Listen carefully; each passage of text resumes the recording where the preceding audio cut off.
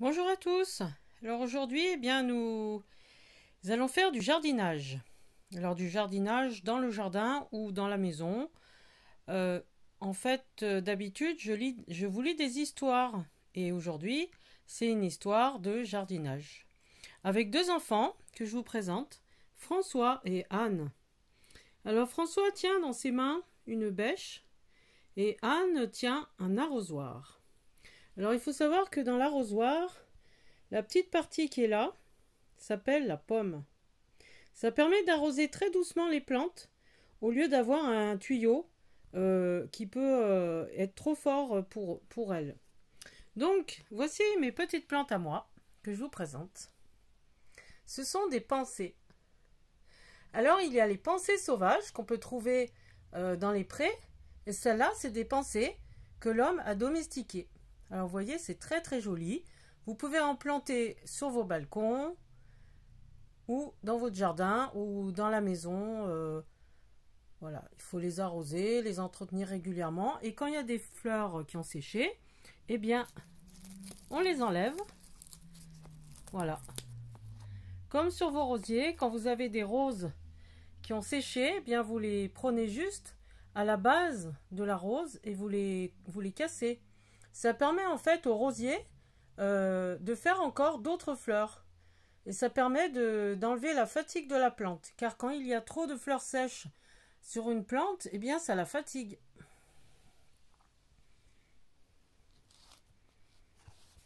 Alors c'est un livre qui a 54 ans, qui est de 1966.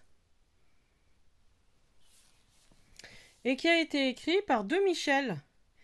Une Michel Lamontagne et avec des images de Michel Daufresne.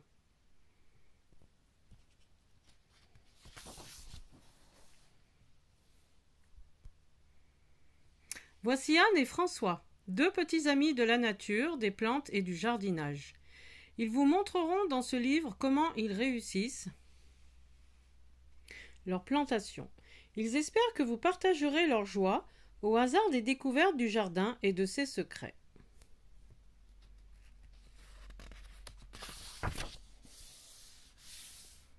La panoplie du jardinier se compose d'un tablier de toile pour ne pas se salir et profiter de sa grande poche si pratique. De pots et terrines pour faire pousser boutures et graines. D'un plantoir pour faire des trous, d'un transplantoir pour creuser le sol.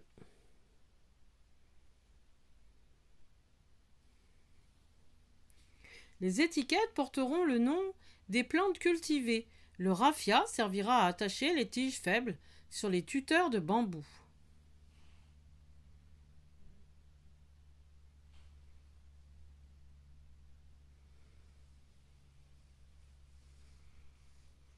Il n'y a pas de jardinier sans arrosoir. Anne a laissé la pomme pour arroser en pluie fine.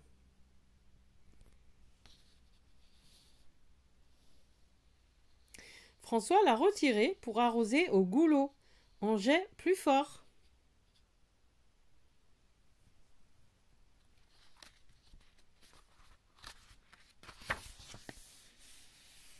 Ensemble, Anne et François sont allés chez la marchande. Ils ont choisi beaucoup de graines qui deviendront des fleurs de toutes les couleurs.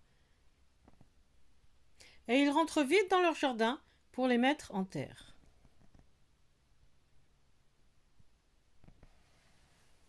François, avant de semer, prépare le sol en le bêchant profondément. Pour la terrasse et le balcon, il met du bon terreau dans les jardinières.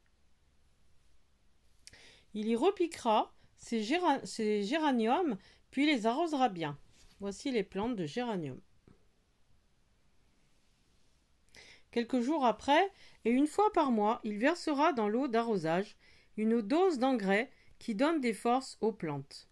Alors à propos d'engrais, je connais des recettes d'engrais naturels que je vous donnerai tout à l'heure, car il y a aussi des engrais chimiques, mais maintenant on sait que en fait quand on fait un jardin naturel et sain, on évite les engrais chimiques. Donc je vais vous parler tout à l'heure de ce qu'on peut mettre en engrais naturels sur les plantes pour les fortifier.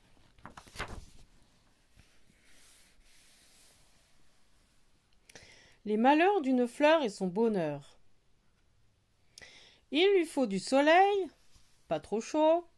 Sans soleil, elle ne s'ouvre pas. Le froid ni la chaleur sèche ne sont ses amis. Le vent l'étourdit et l'ombre l'empêche de grandir, ainsi qu'un mauvais terrain, un ciel chargé la rend triste. Si elle a trop d'eau, elle s'asphyxie. S'il lui en manque, elle rêve de l'arrosoir ou de la pluie fraîche. Voici une fleur en bonne santé. Alors on voit là tous les malheurs de la fleur. Donc là, elle a trop chaud, il y a trop de soleil. Là, elle est vraiment très très fanée. Et là, s'il y a trop de vent, le vent en fait, ça enlève ses pétales. Elle n'est pas contente.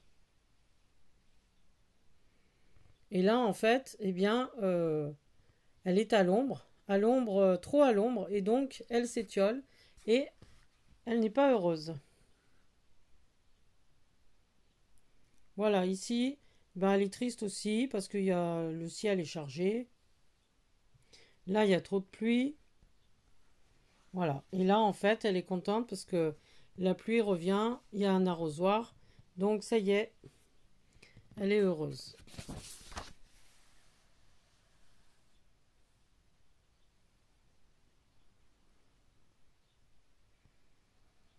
Le cycle d'une plante semée. Dans un terrain bien labouré, François sème les graines. Après quelques jours d'attente, on voit germer les premières graines. Avec un peu de patience, des soins attentifs d'arrosage et un beau soleil, les feuilles apparaissent, les plantes grandissent. Les fleurs poussent, elles donneront des graines qui, récoltées, seront ressemées à leur tour. Alors vous voyez, là on voit le circuit. Voilà, donc là, il sème les graines. Voilà.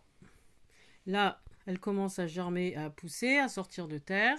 Et après, ça fait les fleurs. Et voilà. Et après, on récupère les graines et on peut s'en servir pour l'année suivante, éventuellement.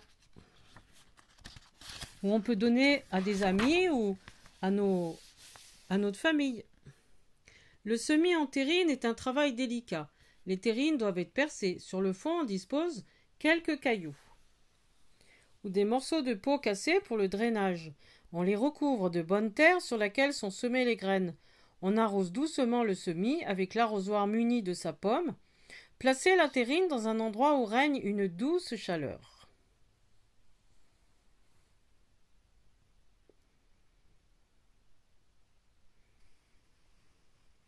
Les graines lèvent, attention, c'est le moment où les escargots en sont friands. Elles grandissent et se trouvent à l'étroit dans la terrine. François les repique en pleine terre, sans briser les racines ni la motte de terre. Anne les arrose aussitôt, puis ils attendront la floraison. La floraison, c'est le moment où les fleurs arrivent, fleurissent, s'épanouissent et s'ouvrent. À partir d'une belle touffe de géranium, il est possible de faire des boutures. On détache une branche de la tige principale, on coupe toutes les fleurs, les feuilles basses, et l'on fait une coupure bien nette de la tige sous un nœud. Un nœud, c'est l'endroit d'où part une feuille. Cette bouture est ensuite mise dans un pot où elle grandira et fleurira. En fait, les boutures, ça sert à partir d'une plante à faire d'autres plantes. Donc on multiplie les plantes. Voilà un beau géranium.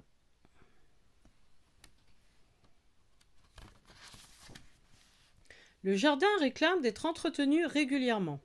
Ici, nos amis coupent les fleurs fanées et ramassent les feuilles mortes.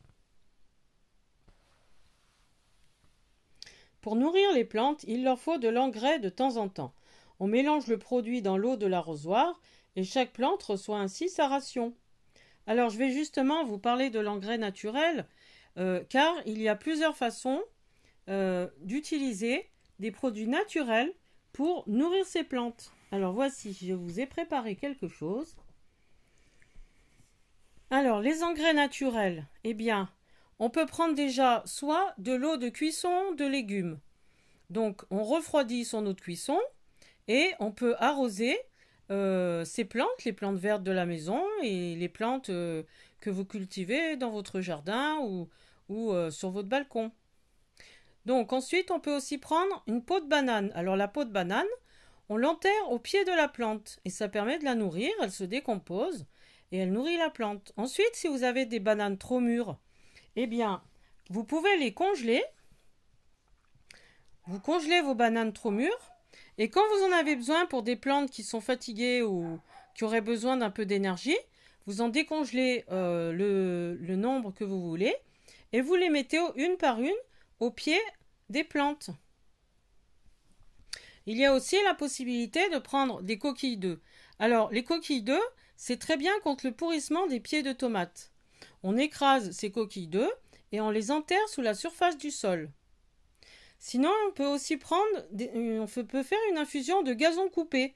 On couvre son gazon coupé avec de l'eau, donc on couvre de l'eau durant 3 à 5 jours. Puis, au bout de 3 à 5 jours, on peut mélanger, donc vous prenez une mesure de cette infusion de gazon et vous mélangez avec 9 mesures d'eau. Il y a aussi la possibilité d'utiliser les cendres de bois brûlé ou les cendres du barbecue. Vous prenez vos cendres, vous les mélangez à l'eau dans l'arrosoir et vous arrosez votre jardin. C'est un très bon engrais, mais aussi, ce qui est intéressant, c'est que cela fait fuir les limaces et les escargots, car ils grignotent les légumes et les plantes. Ils aiment bien les feuilles vertes. Voilà, donc les cendres, ça sert donc à nourrir et aussi à protéger contre les maladies vos plantes. Et comme on a dit, ça fait fuir les limaces et les escargots. Il y a aussi, alors je vous ai amené différents produits. Donc le thé, quand vous avez un sachet de thé, alors vous prenez pas forcément du thé, mais votre maman, votre papa, vos grands-parents, eh bien vous pouvez vous servir de ce sachet, vous l'ouvrez, vous le mélangez avec de l'eau et vous pouvez arroser vos plantes avec les sachets de thé. Il y a aussi une astuce qui est très intéressante, c'est que vous conservez ces sachets, vous les mettez au pied d'une plante quand par exemple vous devez partir en vacances, vous mettez plein de sachets comme ça au pied de la plante, vous arrosez et en fait ça va garder l'eau pour votre plante qui pourra tenir plus longtemps pendant vos vacances. Elles n'auront plus besoin d'eau ou moins besoin.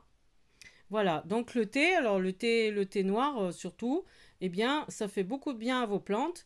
Et vous pouvez aussi, eh bien, comme je disais, soit mettre un sachet comme ça enterré aussi pour nourrir votre plante, mais vous pouvez ouvrir ce sachet et utiliser la poudre de thé qui est à l'intérieur. Alors je vous montre du persil, car dans votre jardin, vous pouvez, ça fait partie des choses que vous pouvez planter, car votre maman ou votre papa eh bien, s'en sert souvent dans la cuisine et vous serez tout fiers de pouvoir leur proposer du persil. Alors il y a d'autres plantes que vous pouvez faire. Hein. Vous pouvez faire aussi en légumes, vous pouvez faire des radis, vous pouvez faire des carottes. Et en plantes comme ça, vous pouvez faire du romarin, différentes plantes que vous pouvez acheter en plantes aromatiques dans un magasin. Et puis les planter petits et puis ça deviendra une grosse touffe. Alors voici la banane dont je vous ai parlé tout à l'heure, hein, vous vous souvenez. On prend la peau de la banane, quand vous l'avez mangée, vous la mettez au pied d'une plante, ou sinon les bananes trop mûres, vous les congelez, et quand vous en avez besoin, vous les décongelez, vous les mettez au pied de la plante. Alors bien sûr, quand elles sont bien décongelées, hein, vous ne les mettez pas à glacer au pied de votre plante. On va continuer notre histoire. Alors vous voyez là, Anne et François sont tout heureux. Pour repiquer une jeune plante en pleine terre, le trou doit être assez grand pour ne pas briser la motte des racines. On arrose au goulot les arbustes et à la pomme les plantes fragiles. Alors il existe dans les jardins plein de plantes différentes qu'on peut reconnaître ou même dans les champs. Et là on vous en présente quelques-unes. En voici quelques-unes de pissenlit aux fleurs jaunes. Alors ça, vous savez, c'est la plante quand on souffle dessus, eh bien, ça fait des tas de petits parachutes. Le mouron rouge, le sénesson, la bourse à pasteur le plantain aux longs épis et la moutarde jaune. Alors, on peut aussi penser aux orties. Alors ici, ils mettent méchantes, mais les orties ne sont pas si méchantes que ça. Si vous faites attention à ne pas vous piquer, on peut faire de très bonnes soupes d'orties. Et des chardons piquants, mais aussi des jolis bleuets, des coquelicots qui parsèment les champs de blé. Les fleurs forment une farandole de couleurs tout au long de l'année. Au printemps, la tulipe, le narcisse, l'anémone et le muscari poussent à partir d'oignons plantés à l'automne. Alors ça, c'est magique, vous allez chercher des oignons, vous les plantez à l'automne et après, elles fleurissent. Alors souvent, elles sortent au début du printemps et c'est très très joli. En été et au début de l'automne s'épanouissent le cosmos aux fleurs délicates, le robuste œillet d'Inde et le pois de senteur au parfum si subtil. Vous serez fiers qu'on fasse appel à votre potager pour aller cueillir le persil, comme je vous disais tout à l'heure, et le cerfeuil tout prêt pour la salade, le thym et les radis croquants. Vous pouvez aussi faire des boutures, comme on disait tout à l'heure, partir d'une grosse plante et arriver à faire plein de petites plantes, des bébés plantes. Alors là, la bouture de papyrus, donc c'est cette plante-là, elle est facile à réussir avec un peu de patience. Donc vous coupez un rameau bien vert, vous le plongez dans l'eau. Donc il faut couper un petit peu. Donc cette partie-là, elle se retrouve en bas. Vous avez coupé un petit peu les feuilles. Alors il faut attendre quand même un certain temps. Hein. On dit qu'il faut attendre un mois. Donc un mois, vous changez l'eau quand même de temps en temps. Et on attend qu'il y ait des petites racines qui poussent. Alors elles vont pousser là. Ensuite, on peut repiquer donc tout ça. Vous le repiquez dans un pot en arrosant beaucoup. Alors cette partie-là, vous la mettez dans la terre, mais seulement les racines et vous laissez sortir un petit peu des feuilles vertes qui vont rester, qui vont chercher la lumière en fait. Et après, ça va pousser et faire vous allez être tout fier d'avoir fait votre bébé plante. Anne et François veulent faire une surprise à leurs parents pour Noël. Ils ont acheté un oignon de jacinthe dans un pot et vont le faire fleurir. C'est simple, il faut donner assez d'eau à la plante pour que le niveau visible dans le pot ne baisse jamais. Et 3 semaines après, la plante est prête à être offerte. Oh là là, c'est magique ça. Tout à l'heure, je vous ai parlé des oignons, mais vous voyez qu'on peut les faire fleurir bien plus vite que le printemps. Puisque celle-là, elle peut être prête pour Noël.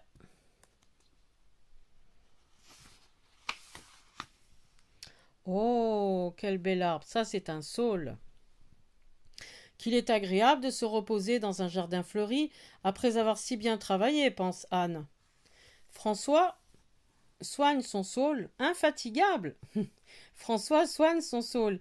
Il avait mis en terre une branche sans feuilles, de la taille d'un manche à balai, l'automne dernier. Alors vous avez vu? Il a fait un bébé saule. Il a planté une branche dans le sol, il s'en est bien occupé, et ça a fait le bébé du saule.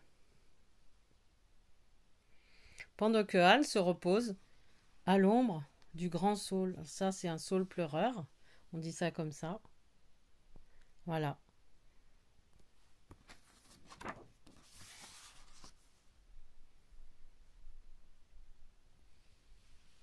Nos amis retournent à la maison, les bras chargés de fleurs et de branches, mais aussi le cœur rempli d'une joie que seule la nature peut leur donner.